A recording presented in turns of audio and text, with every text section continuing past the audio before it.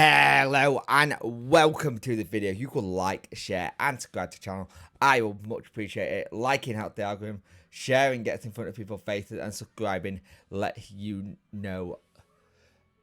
know you like the channel. Hit that notification bell to let you know when videos go live. So Sheffield Wednesday yesterday had a very good win versus Derby County. And the thing is, one of the things Danny mentioned in his press conference afterwards was the fact that he changed the formations so much.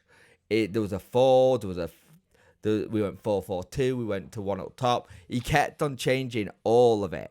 Now, Danny wants to say, first of all, big respect to the performance of Derby County. I knew this would be a tough place. They're a strong team. We're always physical, always fast, and always dangerous from set piece. We were not happy with the start, 45 seconds in, and it's corner. It lifted them up.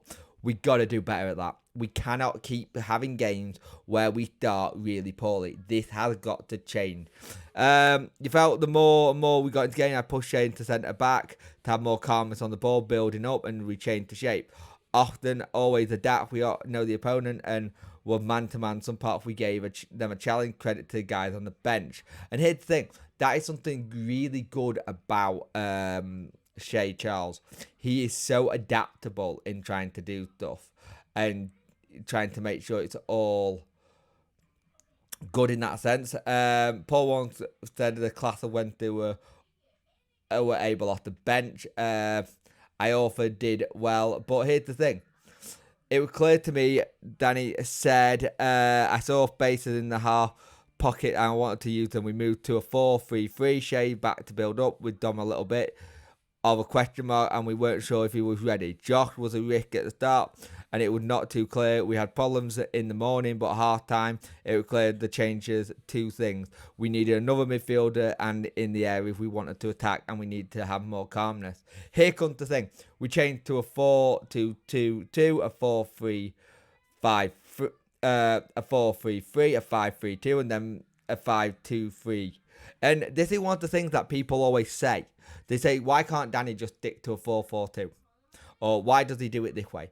I will admit we are a lot better when we play with 2 up top. I always feel like there's a better percentage of if we play 2 up top or even as a 3. I think when we do it as a 1, we really, really struggle at times when you feel like you can see that one person isolated. But it shows you how good we are at trying to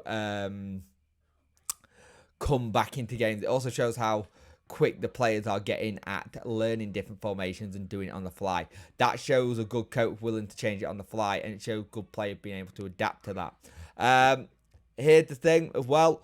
Barry Bannon at the end of it said he had a beanie bonnet at half time because the Derby fans were bantering him. The first half got him booked, which he's not 100% sure he's going to miss the next game. I believe that Danny and Barry are like, is he missing that game? Online, it says he got 4 yellow cards. So I'm not too sure. We'll see. So I had a personal vendetta in second half. I came out and did something better, and luckily the chance broke to me on the box and I capitalised it. I enjoyed my bell when I was here, when I was younger, so it was a bit weird. They were booing me and hammering me, to be honest. Hence why the celebration was a bit dramatic and to our fans.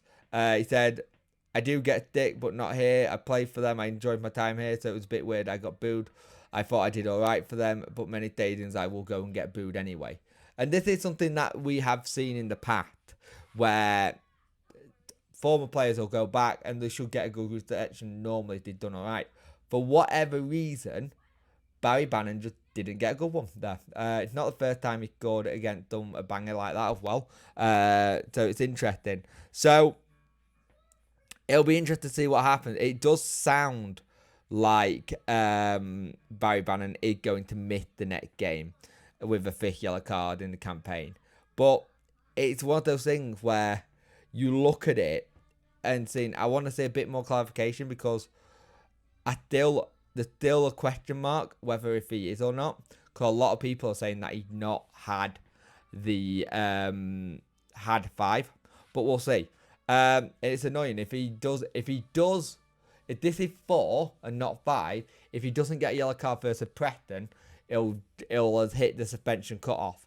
The thing when we play Preston, we will still have Deshaun Bernard back, which will be good. And Derby County boss Paul Warren was not happy with the referee at all.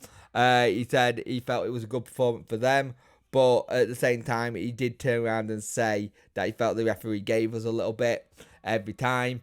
And we probably there were some tackles that were a little bit soft on us, I'll admit. He was proud of what happens and stuff like that. But like he said, they didn't get that second goal and they gave us the chance. And when you give them the chance, we're going to take it. Our XG were poor. Our XG was 0.90. That is not our normal XG. Our XG is normally quite high. We had 2 shots, 2 goals, and we were crucially, that's what got us. And we haven't been that clinical like that before in a long time. And I think that's something we have to look at doing a bit more, maybe when we win ugly. And this is the thing, we did not deserve to get all 3 points against Derby with that first half performance. We played back into that game, and with us playing back into that game, we managed to draw out the right decisions and make things better. They had to work hard for it, and it's something that we've had before, where when they will put themselves in these positions where we will potentially go and put us in ourselves in a position where we are losing beforehand before we turn up. And that's something we have to stop doing. We can't keep getting ourselves into those positions where we just keep putting it in silly areas, because it's going to cause us problems. It will cause us problems down the long run.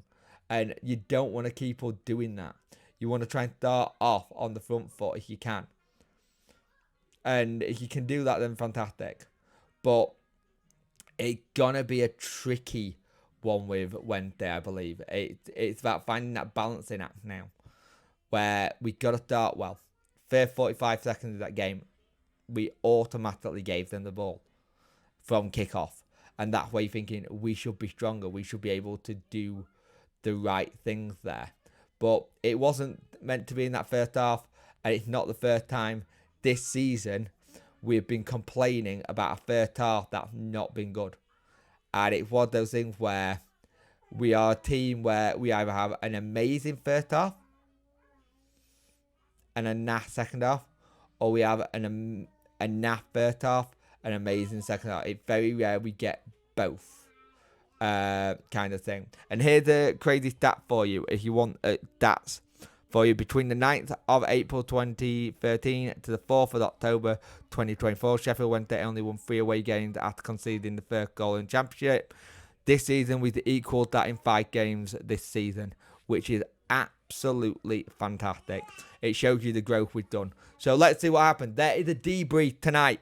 Join me at 7 o'clock. It should be a good one. I am looking forward to it, to have positive, smiling fans. It's back-to-back away wins. It's 6 points. Let's go on and try and get the next game sorted as well at home. Home form need to get worked on. Our home form is poor.